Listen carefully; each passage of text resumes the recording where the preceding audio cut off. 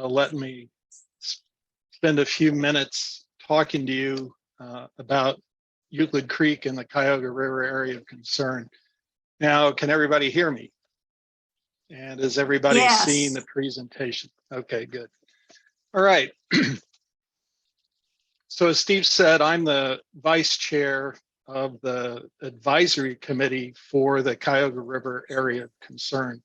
I'm a geologist. I have about 40 years experience working in the oil and gas exploration field, but mostly in the field of cleaning up contaminated sites across the country and around the world. And for the last 8 years, I've been involved in the Cuyahoga River area of concern as a member of the advisory committee.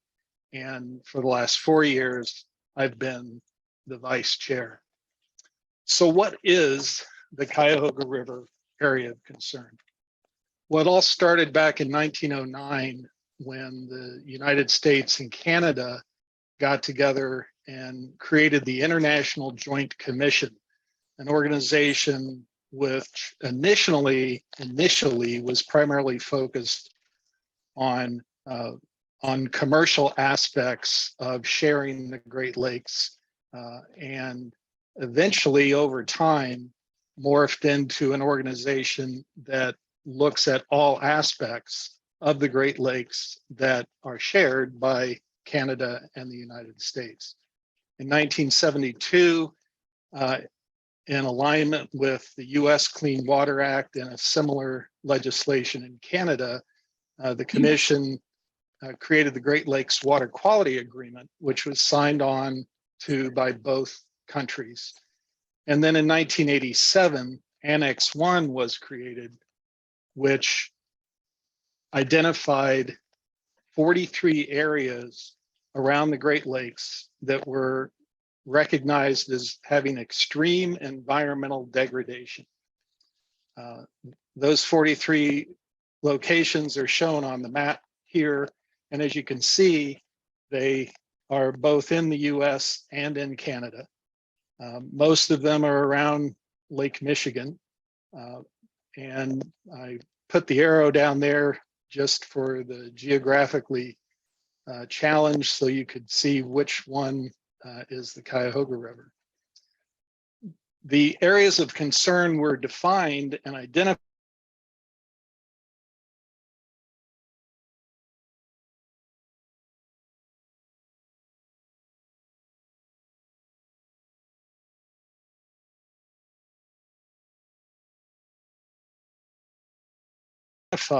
based on the identification, and this is a list of the water that were evaluated by the Joint Commission in order to determine how good or bad a particular area was. And if enough of these were bad, and I don't know what that cutoff was, but if enough of these were bad, then an area was identified as an area of concern to be dealt with. And the Cuyahoga River had 9 areas of concern. Had 9 beneficial use impairments identified that are highlighted in blue in this slide. In addition to that, those 9 beneficial use impairments, or BUIs, the local organization that was evaluating the Cuyahoga River added access to recreation as a 10th impairment to the beneficial use of the resource. And so does that mean it's the entire Cuyahoga River drainage basin? Well, that's what's shown on this map, in addition to all of the lakeshore watersheds, such as Euclid Creek, that discharge directly into the lake. And the answer to that question is no. It doesn't include the entire Cuyahoga River watershed. All of this area up in Portage and Cuyahoga County, many of you are well aware that that area of the Cuyahoga River is a very high quality stream. And so it doesn't fall into the area of concern. The area of concern includes everything from Akron downstream to Lake Erie, including all the tributaries that empty into the Cuyahoga River. And in addition to that, primarily because of contamination along the beaches, it also includes 10 miles of the shoreline and the smaller tributaries that empty into Lake Erie along that shoreline, including Euclid Creek. So when the Cuyahoga River area of concern is mentioned, it includes all of the river from Akron down, all of the watersheds that empty into the river, plus these smaller watersheds along the lake shore. So you've identified an AOC. Now what do you do? Well, the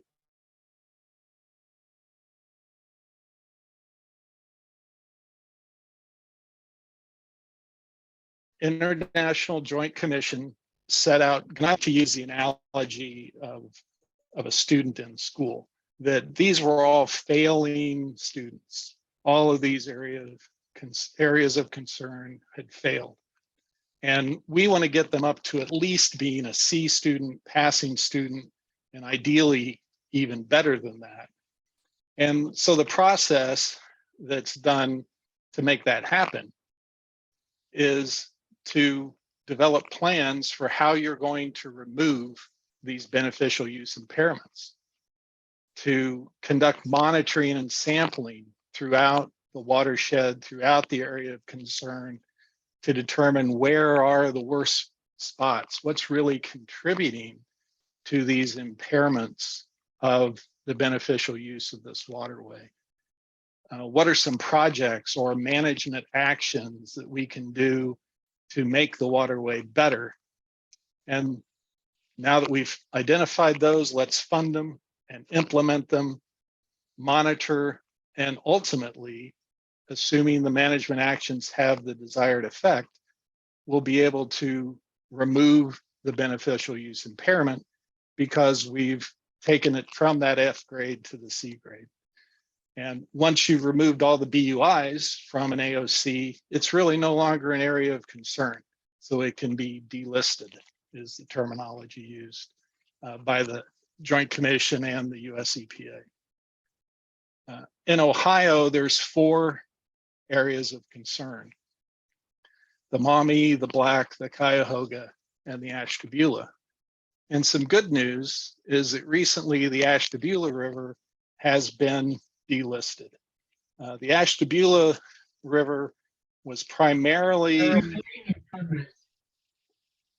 was that a question or just noise? The Ashtabula River was primarily a AOC because of sediment contamination with dioxins and PCBs, primarily from the Fields Brook Superfund site, which is a tribute, the Fields Brook is a tributary to the Ashtabula, very close to the mouth of the river. And so there was about 2 miles of the main stem of the river that most of it was dredged of highly contaminated sediment. There were several other related projects that were done to improve the water quality and the environment for the fish and other critters. But it is a success story to take that river, which was very contaminated, and get it out of the AOC program. Well, how does the advisory committee work, which I'm the vice chair of? Well, I've already talked a little bit about how the International Joint Commission has the overall responsibility for the AOC program.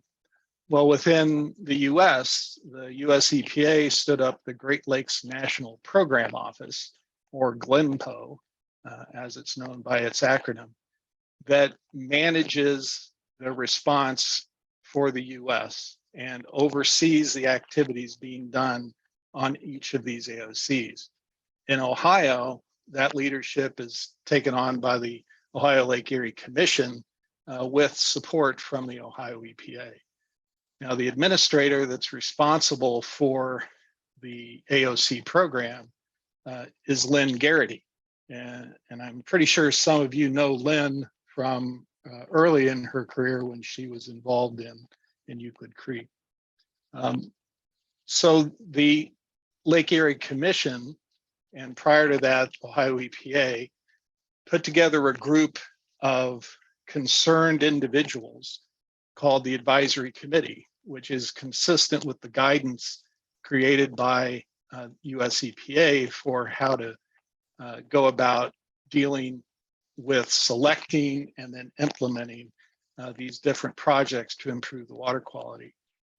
This advisory committee is all volunteer labor, but the Lake Erie Commission does contract with what's called a facilitating organization that provides the management assistance and administrative assistance that the advisory committee needs to do the work.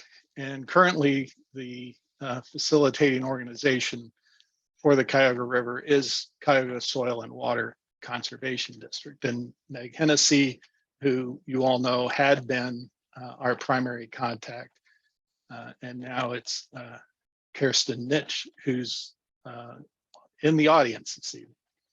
Within the advisory committee, we have subcommittees that concentrate on strategic implementation or the technical aspects of these projects, diving into some detail about what the project will accomplish and how it will relate to removing a BUI.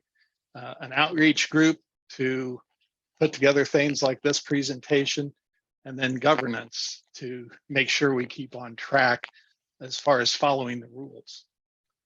So the committee has representatives from all of these organizations that are listed on this slide. And in the background is a group photo of those that were available that attended the Cuyahoga River Summit that we held in March. In addition to these organizations, there's also participation by the general public. So anyone can petition to be part of this advisory committee. And in fact, that's my role. I don't represent anything but the general public and myself as a member of the advisory committee. So back to some of the technical information now that we've covered the administrative details. As I said, we had 10 beneficial use impairments identified for the Cuyahoga River and related watersheds. The good news is we've actually removed 4 of those as of last year. And what I'm going to do next is talk about each of those impairments and how we were able to remove them. The first was aesthetics. On the left is a photo showing what was typical throughout a great deal of the river up through the 70s and even a bit into the 80s. And on the right is what it looks like now when you paddle under the Columbus Road Bridge and see the Foundry Rowing Center on the left with the skyline in the distance. So we've made a lot of progress on improving the aesthetics of the river.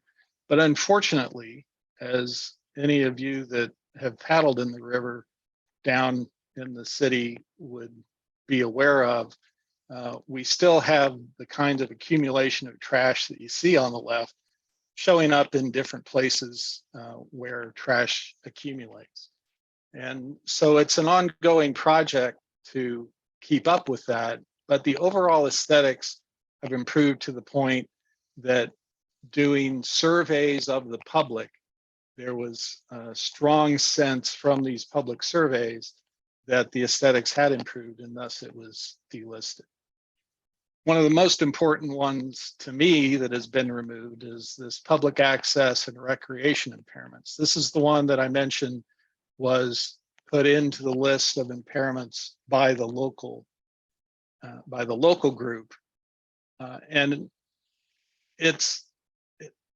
there's been so much progress in gaining access to the river. Some examples are you can now rent kayaks and other watercraft right in the flats and take it out onto the river. There's more and more people out rowing from both the Cleveland Rowing Foundation facility as well as the Foundry facility. Any nice day, you'll see at least a few stand-up paddle boards and kayaks out on the river, even down in the city. And the state has established the Cuyahoga River Water Trail through a lot of effort from people that are involved in the advisory committee, with a series of maps to show you the best put-ins and takeouts for actually traversing the river. And one of the more exciting access and recreational opportunities has to do with dam removal in Cuyahoga Falls. On the left was a dam that had been installed, one of a series of dams in the Cuyahoga Falls Gorge that was installed to generate power for small industrial operations. Over the last several years, all of those dams have now been removed. And the result is that we're able to have world-class whitewater right in the Cuyahoga Falls neighborhood. This is a video that I made back in April when I joined Jackie Zevenbergen for a tour of the AOC sites with some public school teachers. And it's just amazing to see this kind of recreational amenity available in an area where it used to just be a series of dams. The next impairment that was removed was restriction on fish consumption. So it used to be you were advised, do not eat any fish that come out of the Cuyahoga River or Lake Erie near the Cuyahoga River. But as of a couple of years ago, the restrictions on fish consumption have been relaxed to only to match the rest of Lake Erie and other Ohio rivers. Now, the disappointing part of that relaxation is that there are still restrictions on eating fish out of Lake Erie. Only one meal a month for carp, for example. Every species has a specific recommended limit on eating based on the analysis of contaminants found in the fish. And then the most recent BUI that we removed was eutrophication or undesirable algae. That top picture on the left shows a very thick algal bloom in a body of water. In addition to algae cropping up, there were also numerous locations of low oxygen or eutrophication throughout the river, in particular behind dams during low water. But now, as is shown in the picture at the bottom, the water is relatively clear of algae, and with the dam removal, such as what happened in Cuyahoga Falls, and I'll talk about some more dams in a minute, the eutrophication issue is also removed. So last year we had a little party to celebrate that removal of the BUI. And at that party, we recognized both the Northeast Ohio Sewer District and the City of Akron Sewer District for their projects around combined sewer overflow, which reduce the nutrients in the waterway to the point that we could achieve removal as BUI. So what's next for the Cuyahoga River? We removed 4 of these. What do we have going on for the other 6 that remain? Well, the first one that we think is likely to be removed is the beach closings BUI. Being affiliated with Euclid Creek, you all, I'm sure, are aware of the frequent closings of Euclid Beach and Villa Angela Beach. And just a few weeks ago, there was a lot of news about closing of Edgewater Beach due to bacteria getting into the water around the beach. Well, the Northeast Ohio Regional Sewer District has had a project going on for several years now to intercept combined sewer overflows. Back in the bad old days when most of the sewer system in Cleveland and the inner ring suburbs were constructed, they combined stormwater and sanitary sewers. And as long as there's no rain, that's not a problem. The sewage treatment plants can keep up with that flow of water. But whenever there is a big rainstorm, the sewage treatment plant couldn't keep up with the input. And so water was diverted that included sewage into streams such as Euclid Creek and other tributary streams and into the Cuyahoga River and directly into the lake. Well, now there's a series of tunnels that have been constructed, and the Euclid Creek tunnel has been in operation for a couple of years now. The Dugway and the Doane Valley tunnels, all 3 of these are now operational, with the Westerly tunnel due to become operational in the next 6 months or so. These have had have resulted in a marked improvement in the elimination of combined sewer. However, there's still this lingering problem of bacteria in Euclid Creek at Euclid Beach. And it's because of things like pets, geese, other animals in the watershed, as well as leaky sewers and septic tanks.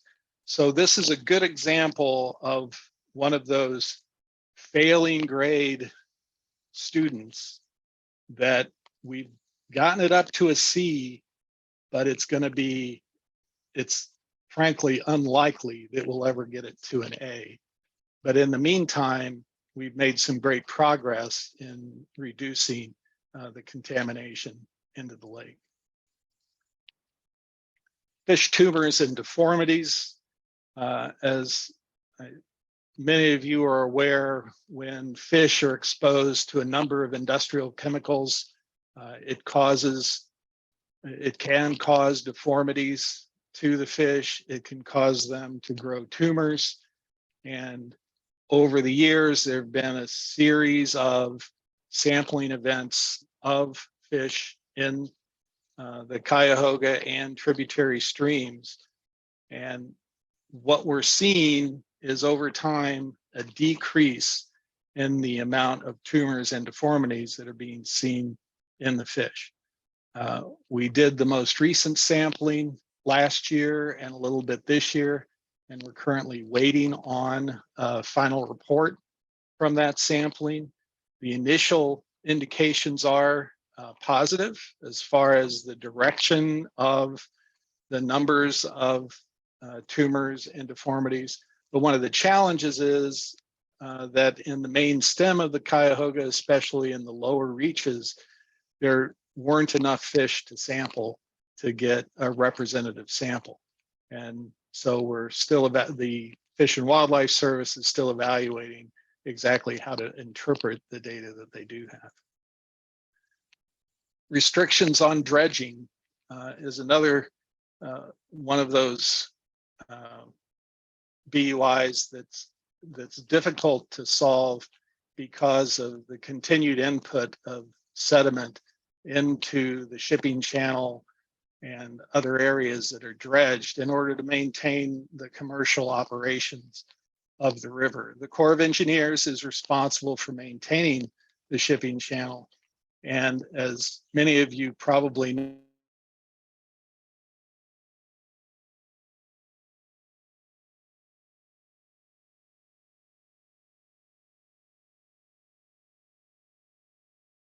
know, back in 2015, and created an issue of what to do with all of this dredge material on the part of the Corps of Engineers, as well as for the Port of Cleveland.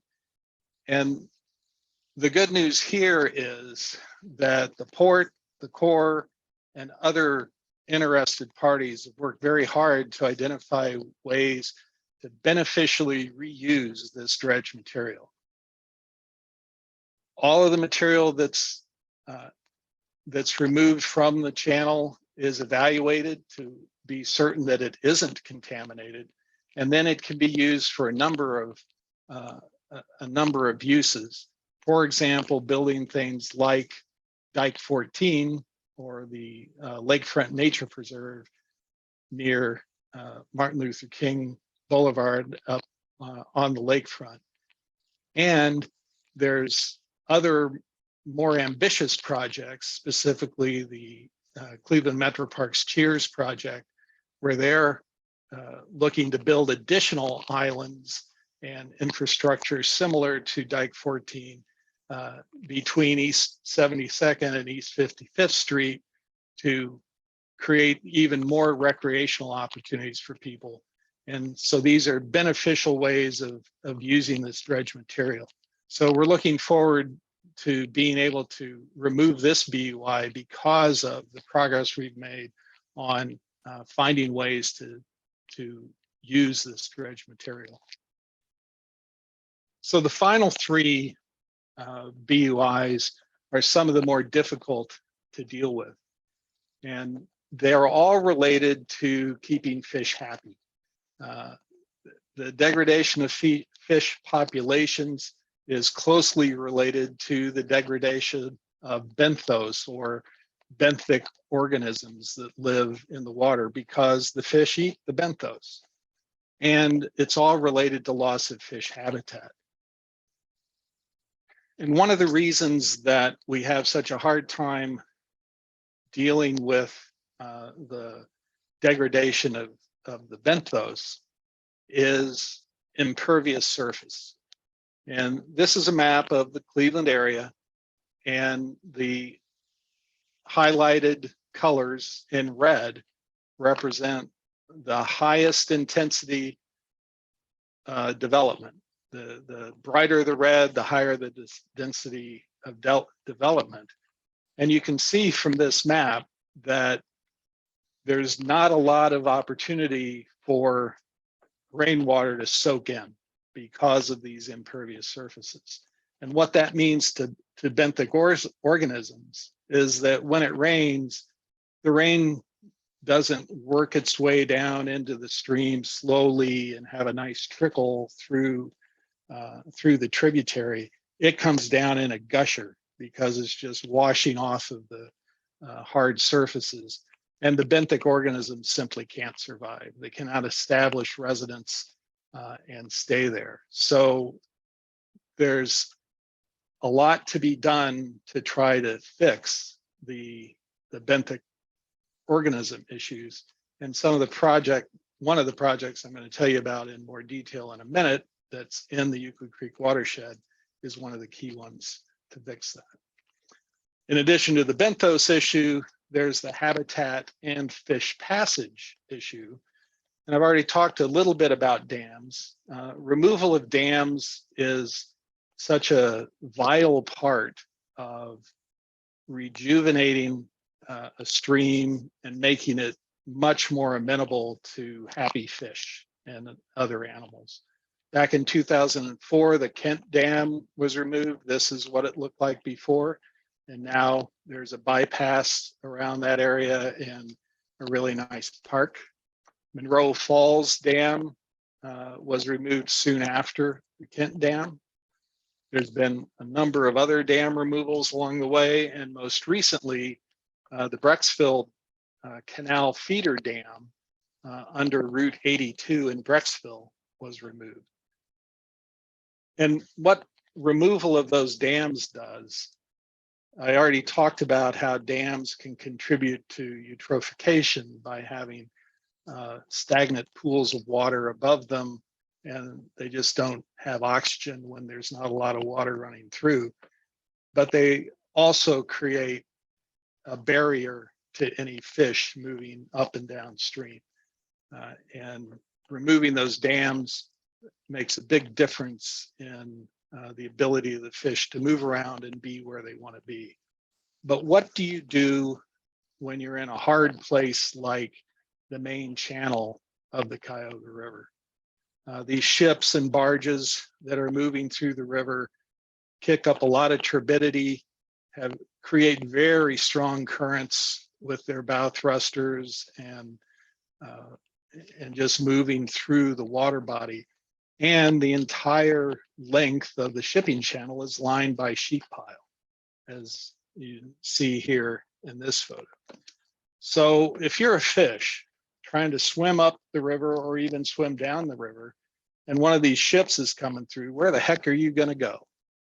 And so one of the projects that we did was called Habitat for Hard Places, where we experimented with installing these little fenced areas that provide some level of shelter that small fish could get in and be protected, at least somewhat, from these kinds of currents. And it also provides a growth medium for beneficial algae and plant material to grow, which also is important to the health of the fish. So these projects have had, mixed results, and we're working on other aspects of improving the main channel through the shipping channel area. For example, finding opportunities to breach the sheet pile so that we have backwater areas that have been established. And we're making real progress in making the river more friendly to fish passage. Well, you're probably all wondering, so what's this have to do with Euclid Creek? Well, early on, I explained how Euclid Creek is part of the AOC. And there have been a number of projects that have already been implemented that are improving fish and benthos habitat in the Euclid Creek watershed. And there's some in process right now that I'll also talk about. So some of the ones that have been completed, the East Branch Dam removal at Euclid Creek Park is an interesting little project. The Wildwood restoration, for those of you that made it to the annual picnic, unfortunately I missed the Friends of Euclid Creek picnic this year, but that was held at the Wildwood Shelter, which is right next to that Wildwood restoration, which is a great example of an environmental restoration. Acacia Metro Park, converting a golf course into a more environmentally friendly park, and a project ongoing, the Sand Ridge Golf Course restoration. Now, I'm not going to talk in detail about any of these projects because I suspect this group has already heard a lot about them. And for those of you that haven't, I highly recommend a video that's on YouTube that Elizabeth Heiser hosts that covers the entire watershed with a concentration on this Sand Ridge project, which is a very informative video to watch. But there are two current projects that I want to talk about in more detail. And that's the middle school soil decompaction and the East 185th Street spillway. So the two projects are located in the areas of the pink and yellow circle. Just to get you oriented, here's Wildwood Park, so the mouth of Euclid Creek up here. Here's Euclid Beach. No, there's the mouth. I was pointing in the wrong spot. Here's Euclid Beach and Villa Angela Beach. And back here is the spillway, which I'll talk about second. But first, I want to talk a little bit about this middle school soil decompaction project. So I learned a lot about this project when I asked for information from the Metro Parks, because all I knew about the project was that they were going to be doing this decompaction and planting trees, which was going to be a real improvement to the watershed. What I didn't know was that it's only phase 2 of a 3-phase project that's already underway to connect the trail that currently ends here in Euclid Creek Park, to connect the trail up to Euclid Avenue, which is phase 1. Phase 2 is going to be to continue that trail through the property that I'm talking about to intersect with Chardon Road, and then have a trail along Chardon Road that at least gets you to St. Clair, I believe that is. And from there are opportunities on surface streets to get to the lake. And ultimately, the objective is to have trail access to connect Euclid Creek Park, Euclid Creek Reservation, to the lakefront, to Wildwood. So it's, to me, that's very exciting. I'm a cyclist and I love to hike, and I love the connectivity that this project represents. But what does it have to do with the water quality in Euclid Creek? Well, this is the artist's rendering of how this will look when it's done. The creek is running here, right along the side of the project. And for those of you that know Euclid, there used to be a middle school here, along with a parking lot, athletic fields, other impervious or low permeability surfaces. Middle school's now gone, and now they're working on decompacting the soil. And this is a project being funded through the Great Lakes Restoration Initiative, the financial piece that is managed by that Great Lakes National Program Office that I mentioned earlier. So what are some of the specifics about this project? It's, as I said, through the GLRI. It's administered by the Forest Service, and they're going to decompact 5.5 acres of soil, install over 1,200 plants, trees and shrubs. And when this is all over, it will capture over 1 million gallons of stormwater per year. And as part of the project, they're working on a strong social media and public outreach campaign to make sure people understand the value of this kind of project.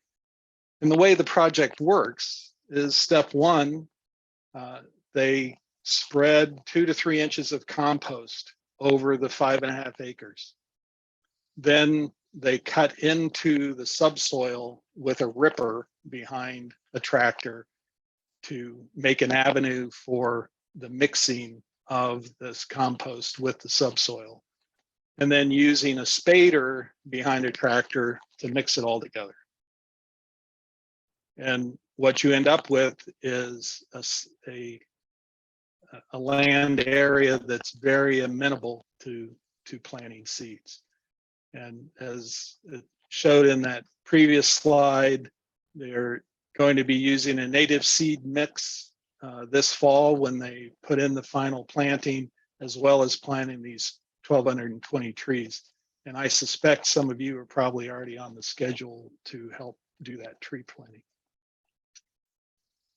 And then the next project I want to show is one that's particularly interesting to me because of the location. It's the East 185th Street spillway.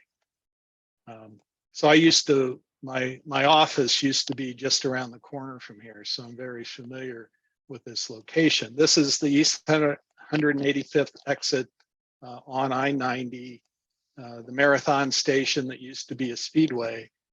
And Euclid Creek is coming through here, and it drops off into a lower elevation, as shown here, and then goes under the interstate and ends up over by Muldoon's, which is a good place to be. So this is a ground view of this little dam, and here you can see the water falling over it in this Google Earth image. So this was constructed as a flood abatement when they built the interstate. So it was designed this way to try to slow down flood waters to not flood out the neighborhoods that are downstream of here. But what that does is it prevents fish from getting upstream. And you can see this guy had some really good luck with a pretty large fish that was stuck in this area and couldn't get further up, but became his victim. And these cross sections illustrate this is the current situation where the creek comes in from the right and drops over this area. And of course, this is something the fish could never get up. And essentially, they're just going to fill in this little area and put in features that will slow down the water and to some extent spread out the water to minimize the downstream flooding. So it's going to make a nice path for probably not so much many of those very large fish, but all the fish and other critters in the creek will be able to work their way up much further. And so with these projects and other projects throughout the area of concern, we are progressing towards delisting the Cuyahoga area of concern. Our objective, our current target is we think by 2027, we will be delisted. There are some additional very significant projects that need to be at least started before we can get there, one of which is the removal of the Gorge Dam. That's what's in this picture here. This is there in the Akron, Cuyahoga Falls area. When you go through those rapids in Cuyahoga Falls, it empties out into a lake that is behind this dam, which in the next few years will be removed. The completion of the sewer district's Project Clean Lake and a similar project in Akron to do more to restrict CSOs or combined sewer overflows. And there's still a little dredging to do along the old river channel in Cleveland. And there's a lot more projects, a lot more information available. And if you'd like to learn more, I encourage you to look at the CuyahogaAOC.org website. We have an interactive map that shows many of the projects around the AOC with a lot more detail. And we're also on social media. If you'd like to follow us on Facebook, Twitter, and Instagram, and all this information. And I also threw in here the URL for the video I was talking about that Elizabeth stars in. And with that, I want to thank you all for caring about the quality of water in Lake Erie and its tributaries. And we can turn to some questions. All right, feel free to shout out your questions or throw them in the chat and I will read them off to Bill.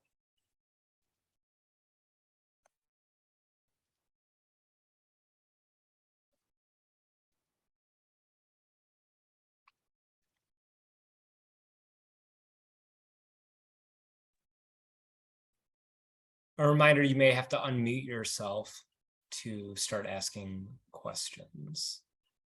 I don't have a question for Bill, but I wanted to say very nice AOC summary, Bill, and Euclid Creek summary, and just very well done and thorough. I wish I could have seen the slides, but I'm glad I got to listen it. Thanks, Elizabeth. Well, it will be recorded, so you can find that on friendsofeuclidcreek.com. Bill, I do have a question. You kind of walked us through the timeline and a bunch of different projects. Was there one project that you thought was pivotal to the progression that has happened with the improvement of the Cuyahoga River, Lake Erie, Euclid Creek? Yeah, I would say it's the Project Clean Lake, the sewer district's project with the tunnels to control combined sewer overflows. That's just such a monumental problem, and it had a huge price tag. It's billions of dollars. I don't remember what the exact number is, but it has had a huge impact on the river and on the and other tributaries such as Euclid Creek.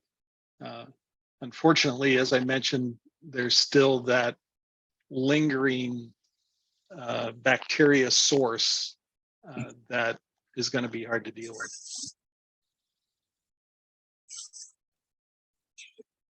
How would you, Bill, Yes.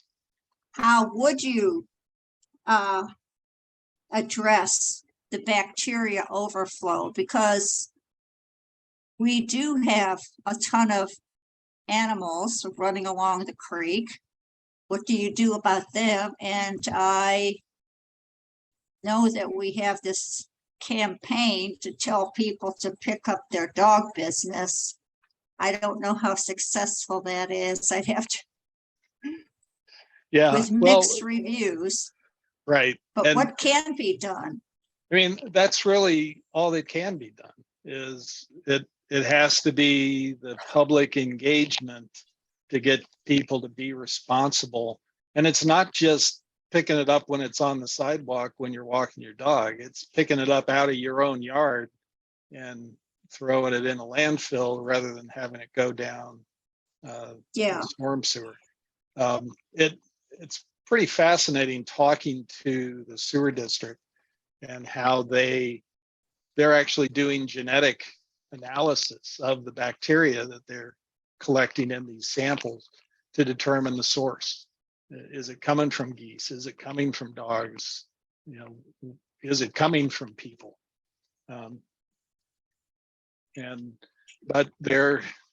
Because there are all these animals in the watershed, there will continue to be some level of bacteria. And there's really not much that can be done about some of that. I guess I would say the other thing is things like this compaction project and other ways by having good riparian corridors with areas surrounding the streams to intercept the immediate runoff and act as sort of a filter. Those do have those intermediate areas to collect water do have a positive effect on reducing bacteria from the air. That's one thing I wanted to ask you actually, because I know that some pollution can be helped by plants because it slows it down, and some plants actually kind of absorb it or change it or whatever. Is that the same thing with, you're saying the plants can do that for bacteria? I think there are particular designs that will help in that area, but that's not an area that I have a real expertise in, so I don't really want to go too far with that answer. I have one more question. I love benthos. That's my favorite creatures. If we had more plant material running along lake areas, would that help the benthos stay in their little homes and not be washed out to sea or whatever happens to them? Well, more plant, more plant areas around, around areas where the stormwater is going. Yes, anything that reduces the velocity of the water or the volume of the water over time, which I guess is velocity in a way. Anything that reduces that is going to help the benthos because and so again, that compaction project at the middle school is a good example that it's going to absorb 1 million gallons of water. So the benthos downstream of that are going to benefit from the fact that that project is there. Okay. Thanks, Bill. Well, there was some stuff going on in the chat, so I'll just read that out in case anybody cannot see that.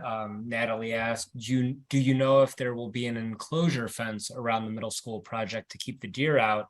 And Elizabeth Heiser said, yes, we will have exclosure fencing. Elizabeth, do you want to kind of elaborate on anything there if you're available? If not, I can just read what you typed. Yeah, sure. So that site, we were fortunate we get to reincorporate some of the existing fencing that was around the ball fields. So we're going to use what we can there. And then Josh Phillips, our natural area manager for the east side of parks, he's working with his staff to get the rest of the fence set up. And that'll be finalized once we do the plantings.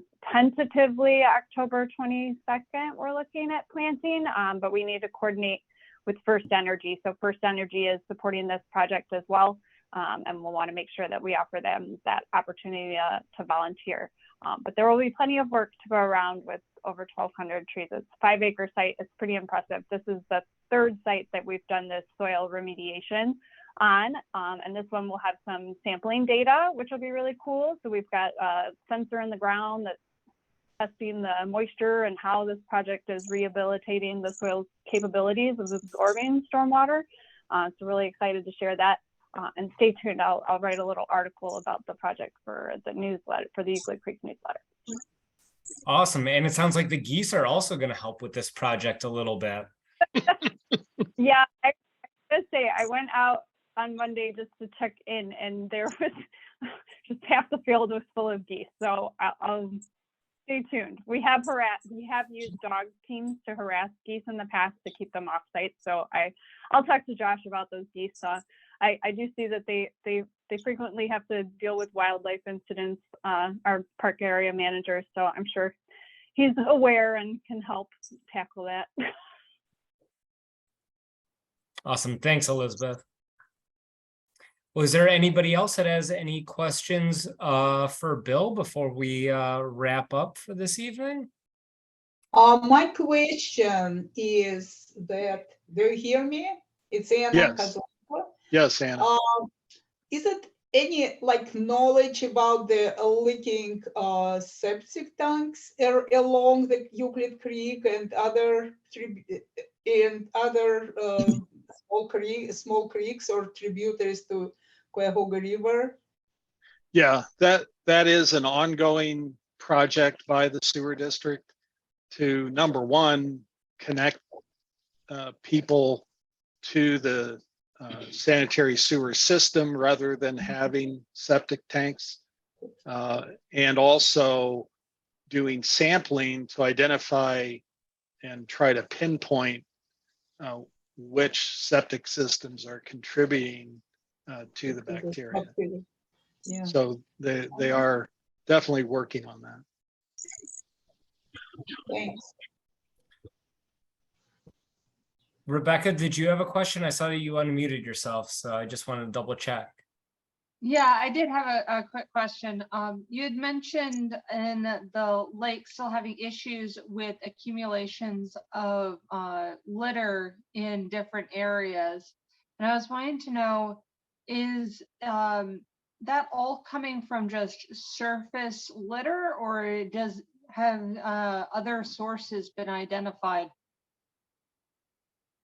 It's primarily just coming from people being careless with their trash, and it's coming in from all of the tributaries as well as in the main stem. One of the things I've done the last 3 years is participate in the Cuyahoga River sweep. I go out in my kayak and Last year, just under the Columbus Road Bridge, I filled 3 big trash bags with floating trash. And so it's still a huge problem and most of it comes from litter.